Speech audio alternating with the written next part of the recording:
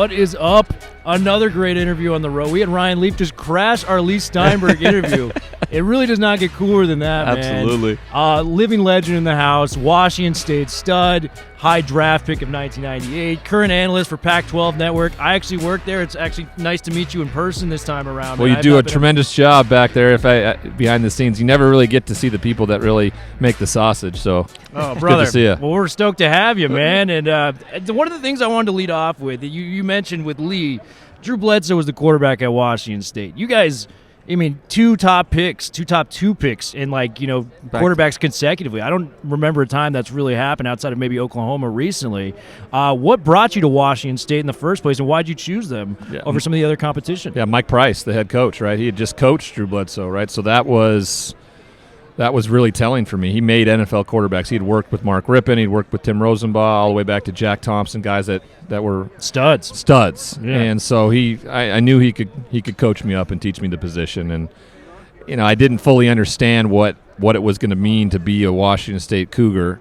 It ended up defining me, and then what we were able to accomplish there that hadn't been done in 67 years. So it was probably the best choice I had ever made to decide to go there. And even all the expectations that existed, because people called me Baby Bledsoe, and it was fun to overcome those and be my own man and be a part of that team. Well, overcome them is an understatement, but because you were on the Heisman, candidacy there, man, and we're trying to figure out what was your year. You probably had the best Heisman class of any year I can remember. Yeah, the best one ever. You had Woodson, Randy Moss, Peyton, and Woodson. I mean, are you kidding me? Those are three Hall of Famers. Not only three, but maybe three of the top five at each of their position ever, dude. And guess what? And I should have won it. Yeah, that's you were the up thing. there, For man. sure. Yeah. No, 100%. seriously. Yeah. If you take a team to a Rose Bowl for the first time in 67 years. Yeah, No doubt. Yeah, I led the nation in passing. I deserved it. I was never going to win it, but I should have won the Heisman Trophy that year. Hey, I'm a Pac-12 guy. I'm on your side here, Ryan. I'm on your side, man. We do a draft a podcast. We call it Draft is in Session, and we're fascinated by the process of what it is. Where did you go to train? For the draft process, what was your day-to-day regimen like? Were you training 2-3 times a day? Was your diet different? Give us your take, man, because I'm really fascinated by that. It didn't really exist at the time, right? You just kind of went about your own business. I went to the Combine, and I had been on kind of what you'd call the banquet circuit, going around receiving awards, things like that. I had ballooned up to 268 pounds, and I showed up like that at the Combine. Like the biggest and most important job interview in your life, and I looked as ill-prepared as possible. And so immediately after that, and the backlash of weighing in, looking sloppy, all the things like that, missing a meeting with the Colts because of an MRI that the Chicago Bears wanted me to do, and that became a huge story. I went down with a trainer that was associated, that Lee Steinberg worked with, and I moved to Newport Beach, and I started working with that guy, and trained every day, started eating right, getting ready for my NFL workout day, my pro day at Washington State, which was around April 3rd, I think. And so for the next 2.5 months or so, that's what it was all about. And I showed up at my workout, 241 pounds, lean, mean, ready to go. And so I think that was where it was first really starting out, in terms of once you decide to go pro, your agent gets you set up with a workout facility and a place to go and prep and get ready for what the Combine's really gonna present. And I mean, It in my mind, I was never not going to be the first or second pick in the NFL draft. It didn't matter what the hell happens, right? I don't even know why I went to the Combine, to be honest with you. It could only hurt you. That only hurt me in that moment, So, I mean, I didn't do anything there. I didn't work out. Peyton and I just were like, let's go to these meetings. And you and Peyton just broing out. Yeah. And I've just been hogging the mic. I got to get over to either the Godfather himself, Mr. Ryan Dyrud, or Jamal Madney. So no, Ryan. Just to start off with, just such a thrill to have you. As a childhood UCLA fan, that '97 season with UCLA, we opened with you guys in Tennessee. So we had you and Peyton went 0-2 and then won 10 straight. And not only 10 straight, you ended up winning 20 straight. Right, exactly. With the first 10 the following year. Yeah, but you were off the charts legendary. I mean, it was unreal. That was a good game. If you recall correctly, we were supposed to play in November. Yes. Because ABC came to the table and said, hey, we have an opening. Would you be open to have UCLA come at the end of August, and UCLA was all for it. They didn't want to come in November when it could be snowing. So we'll come up, and it was a hot day, and Coach Price was like, all right, I may have done the most stupid thing in the world. I scheduled UCLA and USC the first 2 weekends of the season. Ooh.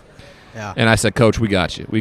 And ABC showed up, Keith Jackson, Dick Vermeil, who else was Lynn Swan was doing the sideline reporting, and what a great football game. I wrecked my ankle like on the second or third series, and I was over on the sideline, and my backup came in and threw an interception, and I looked at my trainer. I said, get me in the game. And I went out and threw for more yards than I'd ever thrown for as a Cougar, and we got a stop from our defense at the goal line to win that game. Oh, what an epic that was. And I mean, you were just a legendary player, and absolutely you should have won the Heisman that year, no question about it. Thank you. I was really surprised to see. I always thought of USC as the brand. Yeah. Lincoln Riley's the brand. He can turn USC football back into the brand, but I could not believe when that was announced, his move and the movement from oh my gosh, dude, elite recruits that were not looking at USC. Yeah. Now all of a sudden were. And then I thought about it more. I'm like, that guy can go into any home, especially around the quarterbacks or skill position players at wide receiver, and say, all right, so my last 3 guys I coached, both were Heisman Trophy winners, both first overall picks, and the other guy went in the second round, was the second finisher in the Heisman Trophy, and is the starting quarterback for the Philadelphia Eagles. So, I mean, there is nothing more you can do in that moment. And I was, when he was hired, I said, hey, don't forget this team only won 4 games ago, or won 4 games a year ago, all right? So hold your horses a little bit here.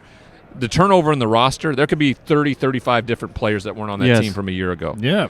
So the immediacy of it, I think, is there. I don't know if they can compete for a college football playoff immediately like that, but because of the way the South is, Utah is going to be their biggest competition. I think Utah's the best in the South. UCLA, though. I run the Bruin Bible. I got to bring that up. We'll agree to disagree right now. Right. I do like everybody that came back, and I like the fact that he had to move on and do something different on the defensive side of the football, because that's a big part of it. So, but yeah, having Zach come back, having DTR come back, that's big. That's big. Those are 2 of your best players. And to be honest, I don't know why Zach does come back. Right? I mean, that's it was interesting, but I love his loyalty, and I love he understands he has a chance, and maybe this team has a chance to do something special next year. We were talking about that too, and it's just the running back position. The lifespan is so short. We're talking about like Todd Gurley. This guy was an MVP 3 years ago. We don't even hear about him anymore. You know what I mean? So if you're a running back, take the money. I get it. You can get some money with NIL nowadays, but I root for Charbonnet because he's a Bruin, but you want to see him go to the pros. That's kind of my thing. And you hit on some good points with Lincoln Riley. This guy had the best running back room in USC in 48 hours. I mean, we're talking about Austin Jones from Stanford. We're talking Travis Dye from Oregon. Are you kidding me? Like, who else can do that? You know what I mean? And that version is what Lee Steinberg was to you, what you were just talking about. He gives you Steve Young, he gives you Troy Aikman. You're like, okay, where can I sign? You know what I mean? I do want to talk about some players that stood out in the draft process for UCLA. Kyle Phillips really tore it up at the Shrine Bowl, and he's kind of the receiver that a lot of these teams need, where he's not going to be your home run hitter. He's not going to be your Tyreek Hill or something like that, but he's that Wes Welker. He's that Hunter Renfrow type of mold.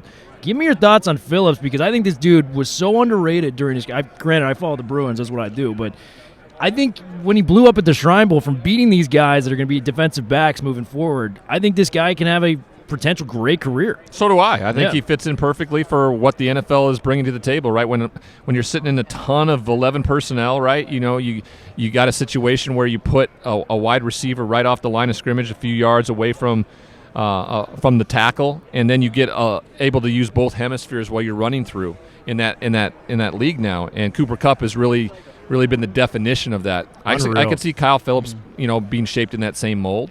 Probably a guy that could get drafted on the last day there, maybe in the 4th through the 7th round somewhere, and then make the team, right? Has to do it in special teams first, and then get on the field and most likely play in the slot at the NFL level. And then I got 2 receiving prospects, and he's going to go crazy because I mention this every freaking time.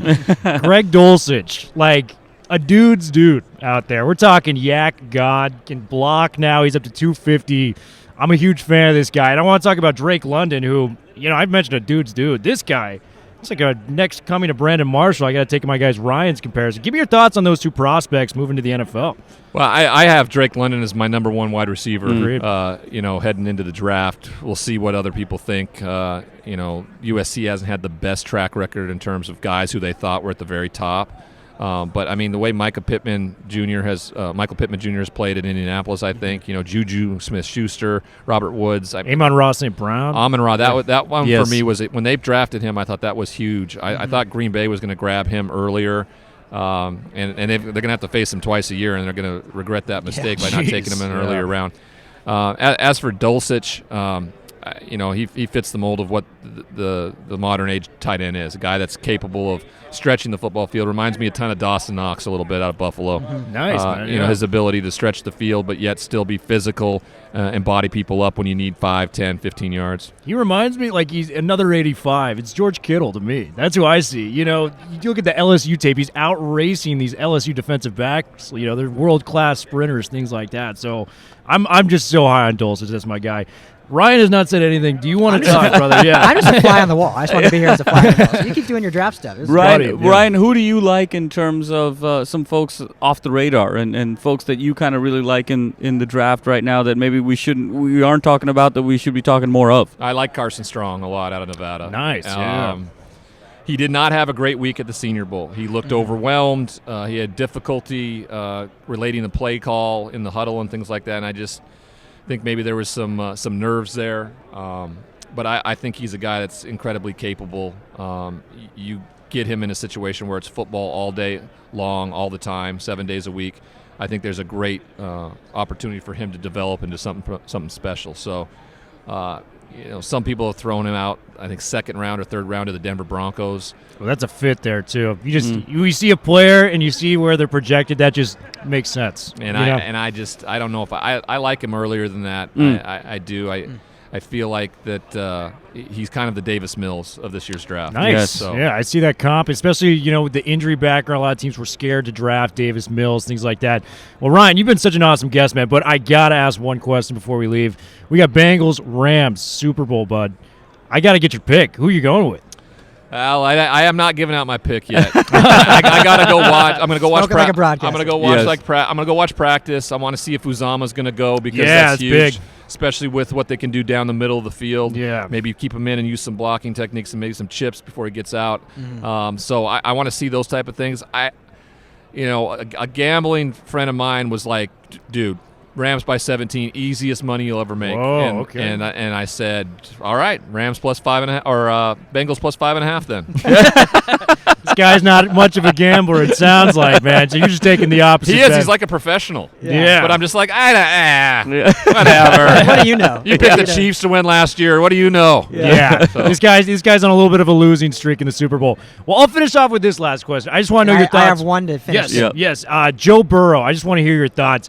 The world is going crazy over this guy. I mean, what he has done, first overall pick last year, Super Bowl this year. I've never seen that in the NFL. Well, it's never happened. Exactly. And it's really hard to predict that happening. But Joe Burrow, what have you seen as a former quarterback yourself and just the intangibles he brings to the locker room there? He's a guy that changes the environment. He changes cultures. He did it in Baton Rouge. He's done it immediately in Cincinnati. That's what you're looking for when you use a number one overall draft pick on a quarterback, a guy that can change the culture and do it quick. And that's what he did. Peyton Manning had the same qualities, right? He went to Indianapolis. They went 3-13. He led the league in interceptions. A year later, they were in the playoffs, and he was 13-3, right? That's changing the culture, and that's what he's very capable. I had a chance to work with him a couple years ago when he was getting ready for the draft. Dude was going to be the number one overall pick, was the Heisman Trophy winner, just won a national championship, had every reason in the world to just blow me off. Like, this guy wants to talk to me. He was not successful at this level. He's not going to. I'm going to be successful at this level. No, he was the other way. He wanted to hear everything: what worked, what didn't work, how it went wrong, what went right. I mean, he was a sponge. He wants to be the best possible version of a football player as he can be, and everybody in the world now gets to see it. That's awesome. And Ryan's going to close us out with a question here. But Ryan, we are so honored to have you on, my man. Yeah, I just want to be able to plug your show. I know you're doing a no show now called Bust, which I've always it's been so cool to see your journey and like how open you are and about it and helping people out. And I've met you personally before this, so I just wanted to be able to plug your show and let everyone know what that is. Yeah, it's my podcast, right? Kevin Connolly. I don't know if you guys were Entourage fans. Oh, yeah. So Yeah. Kevin played E on that show and has been in entertainment forever, and we're good friends. And we were just kind of talking about a way where we could impact people who were struggling, during the time during the pandemic and otherwise, right? And so we thought of what I do when I travel around the country and speak, right? I tell my story. I said, let's go into the studio and let's tell my story. And it's an evergreen podcast. You can listen to it right now. You can listen to it a year from now, 10 years from now, 20 years from now, 30 years from now. Mm-hmm. If you're going through something, or if you just need to take a look in the mirror yourself, this podcast is uncensored. It is raw. It's vulnerable. It's transparent. I don't pull any punches. My wife says I use the F word too much in it, but that's just the way it goes, and from the moment I was born until where I'm at right now, and it's me and a microphone, and we recorded about 25 hours worth of stuff, and it's 10 episodes. It's been really impactful. Been really overwhelmed with how people have responded to it, and awesome. and the hope that we're helping a lot of people by doing it. Well, Bud, we got to get you back on hopefully in the future. Great to see you, man. I'll see you around the Pac-12 studios at the very least. Ryan Leaf, ladies and gentlemen. Thanks for having me, guys. Thanks so much, Ryan.